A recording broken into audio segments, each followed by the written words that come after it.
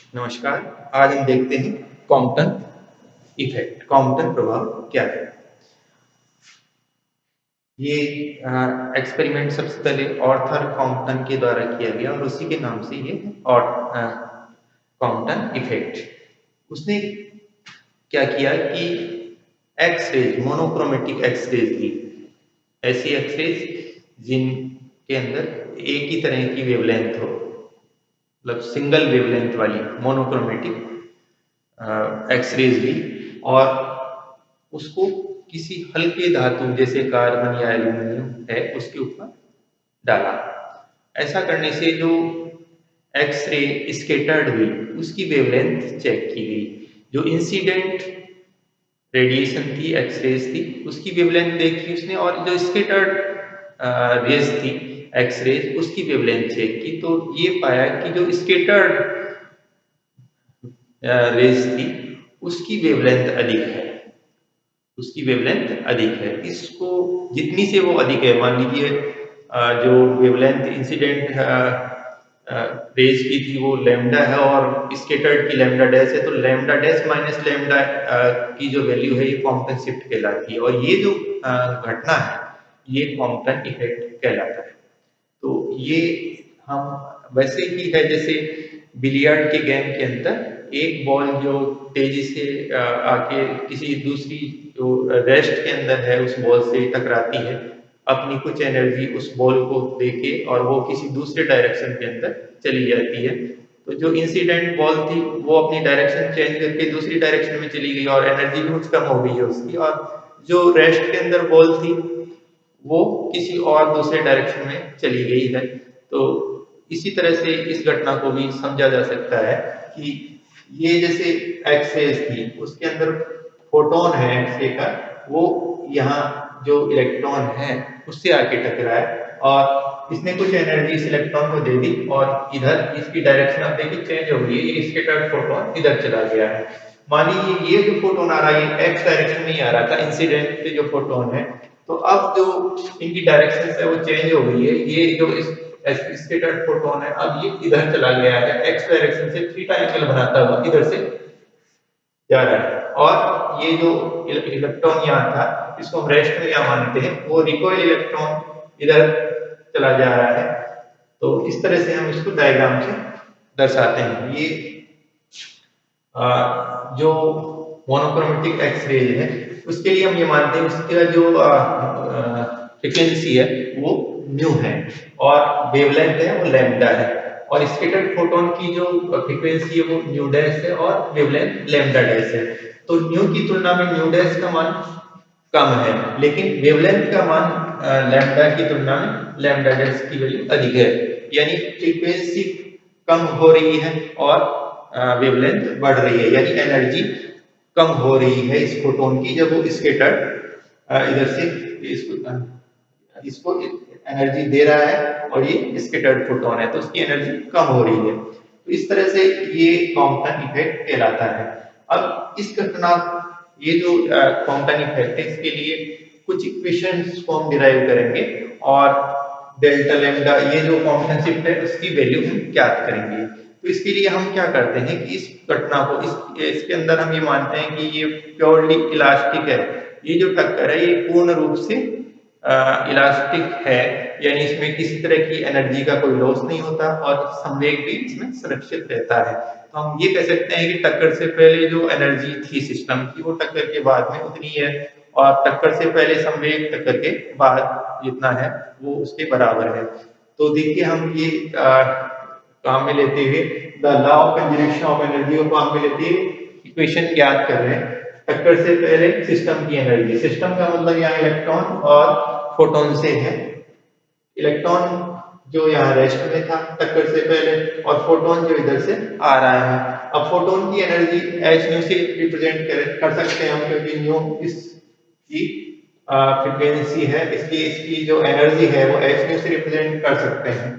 और ये जो इलेक्ट्रॉन है रेस्ट के अंदर उसका मास हम एम नॉट मान रहे हैं ये वाला, तो इसकी एनर्जी आइंस्टीन की इक्वेशन के अनुसार एम नॉट सी स्क्वायर हम लिख सकते हैं। तो ये जो है ये टक्कर से पहले एनर्जी है, और टक्कर के बाद में जो एनर्जी है वो देखिए फोटोन इधर से इधर चला गया है, तो उसकी एनर्जी ये क्योंकि इसकी जो फ्रीक्वेंसी है न्यू बार से रिप्रेजेंट किया है हमने, इसलिए एच न्यू बार उस फोटोन की एनर्जी होगी। और ये जो इलेक्ट्रॉन है अब इधर मूव कर लिया है और उसकी वेलोसिटी v हो गई है, तो इस उसकी जो एनर्जी को ये जो है उसका मास भी देखिए हम आगे देखेंगे, इसके मास में भी परिवर्तन आया है जब ये v वेग से चला है। अब इसका मास m मान रहे हैं हम, जब ये मूविंग इलेक्ट्रॉन का मास हम m मान रहे हैं, और तो इसकी जो एनर्जी है आइंस्टीन की इक्वेशन के अनुसार mc² लिख रहे हैं। तो ये इक्वेशन नंबर 1 हो गई, टक्कर से पहले एनर्जी बराबर टक्कर के बाद में एनर्जी। तो ये एनर्जी की संरक्षण सिद्धांत के अनुसार है।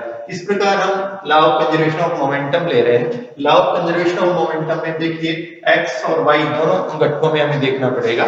x घटक के अंदर हम देखेंगे टक्कर से पूर्व संवेग बराबर टक्कर के बाद में, इसी तरह से y घटक में हम देखेंगे y कंपोनेंट देखेंगे टक्कर से पूर्व और टक्कर के बाद में बराबर करेंगे। तो पहले हम देखते हैं x component of momentum, momentum का x कंपोनेंट टक्कर से पूर्व और टक्कर के बाद में। टक्कर से पहले क्योंकि फोटोन तो x दिशा से ही आ रहा है, इसलिए उसका जो मोमेंटम होगा वो x घटक में ही होगा, इसलिए उसका मोमेंटम हम क्यों मोमेंटम को हम कैसे दिखा सकते हैं, मोमेंटम को h अपॉन लैम्डा से रिप्रेजेंट कर सकते हैं, या h न्यू ये लैम्डा की वैल्यू रखें c अपॉन न्यू, तो c ये इस तरह से रिप्रेजेंट कर सकते हैं। तो मोमेंटम जो है h न्यू अपॉन c से रिप्रेजेंट कर रहे हैं। ये फोटोन क्योंकि x दिशा में से आ रहा है इसलिए इसका मोमेंटम हम ऐसे रिप्रेजेंट कर रहे हैं। ये जो मोमेंटम है ये इलेक्ट्रॉन का है, ये रेस्ट में हम मान रहे हैं शुरू में, इसलिए इसका मोमेंटम 0 है। और x ये टक्कर के बाद में देखिए, टक्कर के बाद में ये जो फोटोन है ये इधर से यहाँ चला गया है, थीटा एंगल बनाता हुआ x डायरेक्शन से थीटा एंगल बनाता हुआ गया है, इसलिए उसका x घटक ये वाला निकालेंगे, इसका x घटक ये वाला निकालेंगे। तो ये क्योंकि इसकी फ्रीक्वेंसी भी है देखिए न्यू बार न्यू डैश हो गई है, इसलिए h nu dash upon c, ये जो है ये इस फोटोन का ये जो फोटोन है इसका मोमेंटम होगा, लेकिन इसका हमें x घटक लेना है ये वाला, इसलिए इसका x घटक ये होगा h nu dash upon c cos of theta, cos theta. और ये इसका मोमेंटम हो गया x दिशा में। अब हम इस इलेक्ट्रॉन का देखेंगे, इलेक्ट्रॉन का इस x दिशा के अंदर ये इलेक्ट्रॉन v वेलोसिटी से मूव कर रहा है, तो इसका जो घटक है mv cos ऑफ फाई, ये फाई एंगल है, तो ये इसका x डायरेक्शन के अंदर संवेग का संरक्षण सिद्धांत लगाने पे ये इक्वेशन नंबर 2 हमें प्राप्त हो रही है। अब इसी तरह से y कंपोनेंट ऑफ मोमेंटम हम बराबर करेंगे टक्कर से पहले टक्कर के बाद में। तो देखिए y कंपोनेंट क्योंकि ये फोटोन तो इधर x डायरेक्शन में ही जा रहा है, इसका y घटक तो 0 होगा मोमेंटम का, तो ये 0, और ये इलेक्ट्रॉन तो रेस्ट में मान रहे हैं हम, इसका y कंपोनेंट इसका भी 0 ही होगा। अब टक्कर के बाद में देखिए y डायरेक्शन के अंदर ये क्यों फोटोन इधर गया है, लेकिन इसका जो y कंपोनेंट इस डायरेक्शन के अंदर जो इस फोटोन का मोमेंटम का जो होगा घटक होगा वो हम इससे दर्शाएंगे h nu dash upon c sin theta से, इससे रिप्रेजेंट करेंगे। और इसका ये जो इलेक्ट्रॉन इसका y डायरेक्शन में जो घटक है ये नेगेटिव डायरेक्शन है y की, ये देखिए इधर y नेगेटिव इधर पॉजिटिव, तो ये माइनस में निशान है, माइनस mv sin फाई, इसके द्वारा रिप्रेजेंट किया जाएगा। तो ये इक्वेशन नंबर 2 और 3 संवेग संरक्षण के सिद्धांत से इस तरह से प्राप्त होती है इक्वेशन नंबर 2 और 3। अब ये जो इक्वेशन नंबर 2 और 3 है इनको हम देखिए थोड़ा रीअरेंज करके लिख सकते हैं। इक्वेशन नंबर 2 को हम ऐसे लिख सकते हैं, देखिए आप MVC से पूरी को गुणा कर दीजिए दोनों तरफ, तो MVC cos फाई ये हो गया। अब ये h न्यू और h nu dash cos phi इसको इधर ले जाइए, ऐसा करने पे हमें ये वाली इक्वेशन प्राप्त हो जाएगी, MVC cos phi is equal to h nu minus nu dash cos theta, ये जो इक्वेशन है ये प्राप्त हो जाएगी। इसी तरह से ये वाली जो इक्वेशन है देखिए इसको हम ऐसे लिख सकते हैं ये इसमें हमने क्या किया है, इसको एक फैक्टर को इधर ले जाएंगे, जैसे इसको हम इधर ले गए और फिर ये जो सी है ये इससे मल्टीप्लाई होकर M B C sine phi is equal to H nu dash sine theta, ये हो जाएगा। तो ये इक्वेशन नंबर 4 और इक्वेशन नंबर 5 इस तरह से इक्वेशन नंबर 2 और 3 को लिखी जा सकती है। अब हम देखेंगे इक्वेशन नंबर 1 2 3 4 5, इनका हम आगे देखिए, इनको यूज करते हुए हम आगे चलते हैं। अब देखिए इक्वेशन एक ये है, इक्वेशन 2 और 3 से हमने 4 और 5 इक्वेशन निकाल लिए। तो हम इक्वेशन 1 2 1 4 एंड 5 को हम यहाँ लिखो ऐसे। अब हम इन इक्वेशन से आगे चलते हैं। हम इक्वेशन 4 और 5 का स्क्वायर करके इनको आपस में ऐड करें। देखिए हम इनको स्क्वायर करेंगे, M square B square c square,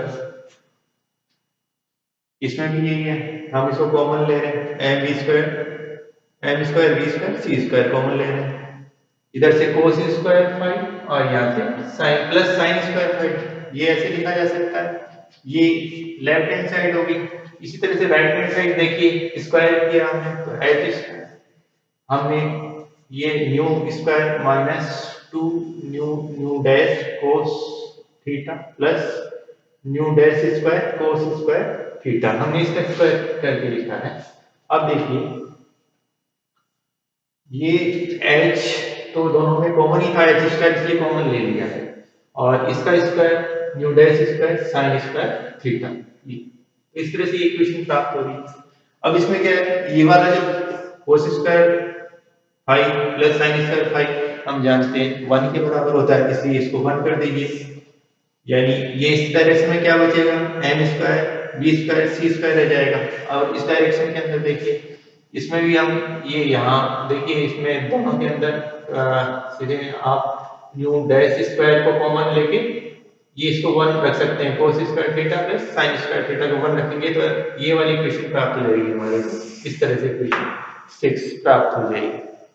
अब हम इक्वेशन 1, ये जो इक्वेशन 1 है इसको हम थोड़ा रीअरेंज कर लेते हैं।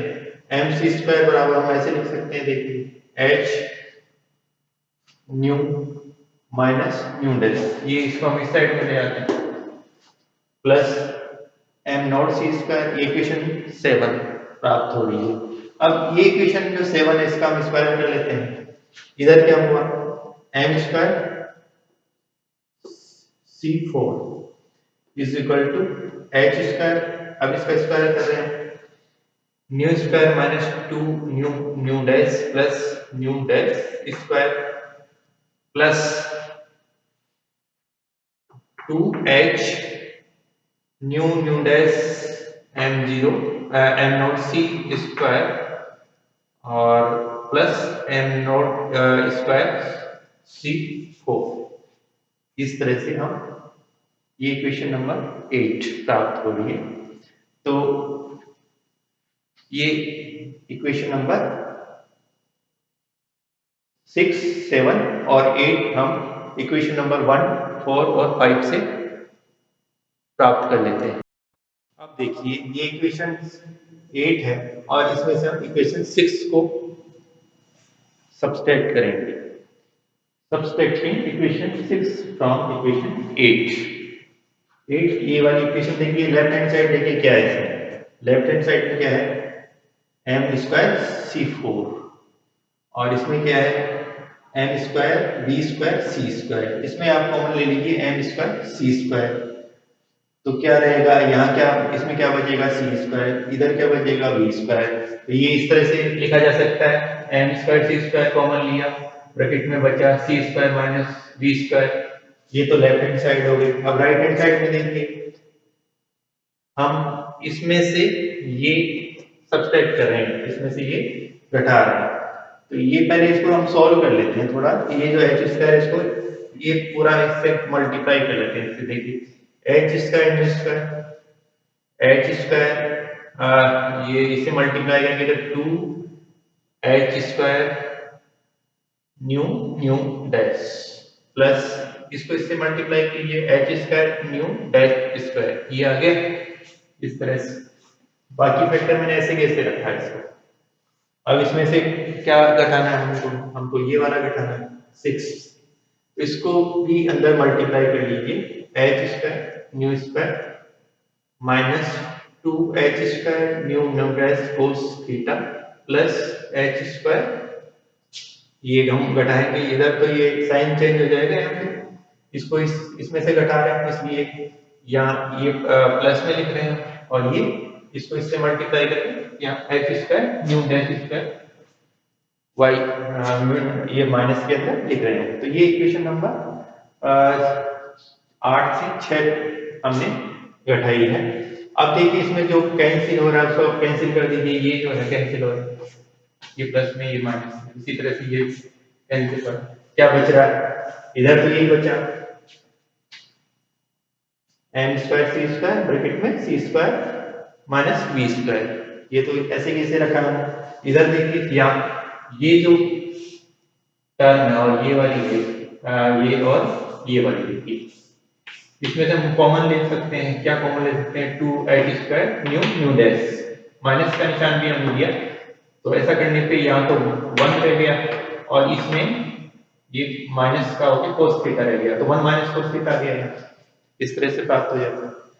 अब देखिए और क्या बचा है इसके अंदर, ये वाली टर्म ऐसे की ऐसे 2h nu minus nu dash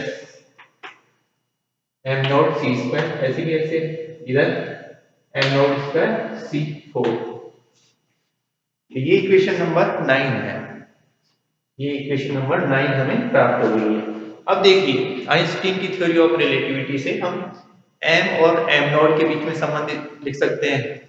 m तो रेस्ट के अंदर इलेक्ट्रॉन का मास है और m नॉट तो रेस्ट के अंदर इलेक्ट्रॉन का मास है, ये वाला, और m जब वो v वेलोसिटी से मूव कर रहा है, तो m और m नॉट के बीच में ये वाला संबंध आइंस्टीन की थ्योरी ऑफ रिलेटिविटी से इस तरह से लिखा जा सकता है, m is equal to m naught upon √1 minus v square upon c square. तो ये इक्वेशन नंबर 10 है।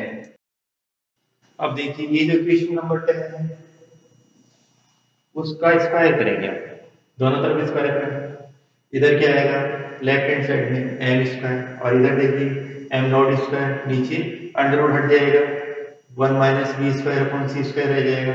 इसको थोड़ा सिंप्लीफाई कर लीजिए, इधर इसको हम ऐसे लिख सकते हैं, ये देखिए इस साइड में राइट हैंड साइड में हम लिख सकते हैं m naught square c square upon C square minus we square, इसको हम ऐसे लिख सकते हैं। इसको हम इक्वेशन नंबर 11 से रिप्रेजेंट कर रहे हैं। अब ये जो इक्वेशन नंबर 11 है, इसे जो एम स्क्वायर की वैल्यू है वो हम इक्वेशन नंबर 9 के अंदर इसके अंदर रखेंगे, यहाँ पे रखेंगे एम स्क्वायर की वैल्यू। देखिए हमने ऐसा किया, एम स्क्वायर की वैल्यू क्या है, ये वाली है, ये हमने यहाँ रख दी है, और यहाँ पे ये ऐसे कैसे रखा C square bracket C square minus B square, और राइट हैंड साइड वैसे की वैसे ही रखी है, कोई चेंज नहीं किया। अब इसमें देखिए ये क्या कैंसिल हो रहा है, ये कैंसिल हो रहा है सी स्क्वायर माइनस बी स्क्वायर, तो इधर क्या बचा एम नॉट स्क्वायर सी 4 ये बचा, और ये यहाँ है, तो ये जब हम इसको भी इधर लाएंगे तो ये इसमें से घटाने पे इधर 0 आ जाएगा, यानी ये जो है ये जो बचा है ये, इसको हम ऐसे लिख सकते हैं 2h² माइनस में 2h² nu nu dash 1 minus cos theta plus 2h bracket nu minus nu dash m0 m naught सी स्क्वायर, ये 0 के बराबर। अब ये जो है एक को बराबर के निशान के उस साइड में ले जाइए, तो हम इसको ऐसे लिख सकते हैं, इस वाली इक्वेशन को देखिए 2h² nu nu dash 1 minus cos theta is equal to 2h nu minus nu dash m naught C square. हम इसको इस तरह से रिप्रेजेंट कर सकते हैं। अब देखिए ये जो इक्वेशन है इसको सिंप्लीफाई करते हैं, ये जो एच स्क्वायर है इधर और इधर एच है, तो इनको कैंसिल कर दीजिए, 2 से 2 कैंसिल हो जाएगा।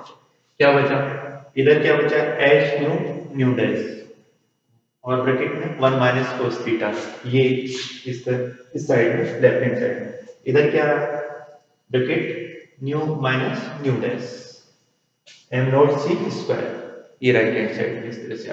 अब देखिए इसको हम ऐसे लिख सकते हैं, ये h, ये 1 माइनस कोस थीटा और m नॉट c हम इधर से इधर ला रहे हैं, एक c उधर ही रख रहे हैं हम, ये इधर क्या रहेगा, न्यू माइनस न्यू डैश और ये जो टर्म है इसको हम इधर ला रहे हैं तो ये नीचे आ जाएगी न्यू न्यू डैश, एक c, इस तरह से आप लिख रहे हैं। अब देखिए राइट हैंड साइड को हम सॉल्व कर सकते हैं, 1 upon new dash minus 1 upon new, ये c बार इस तरह से लिख सकते हैं। अब c को आप मल्टीप्लाई कर लीजिए अंदर, इसको हम ऐसे लिख सकते हैं c अपॉन न्यू डैश, इसको मल्टीप्लाई करेंगे c अपॉन न्यू, ये लेफ्ट हैंड साइड तो ऐसे ही ऐसे ही। अब देखिए ये c अपॉन न्यू डैश हम लैम्डा डैश के बराबर लिख सकते हैं और ये लैम्डा के बराबर लिख सकते हैं, यानी ये जो लैम्डा डैश है ये स्कैटर्ड फोटोन की वेवलेंथ है, ये स्कैटर्ड रेज जो है एक्स रेज उसकी वेवलेंथ है, और ये जो इंसिडेंट रेज है उसकी वेवलेंथ है। तो ये जो वेवलेंथ में जितनी वृद्धि हुई वो हम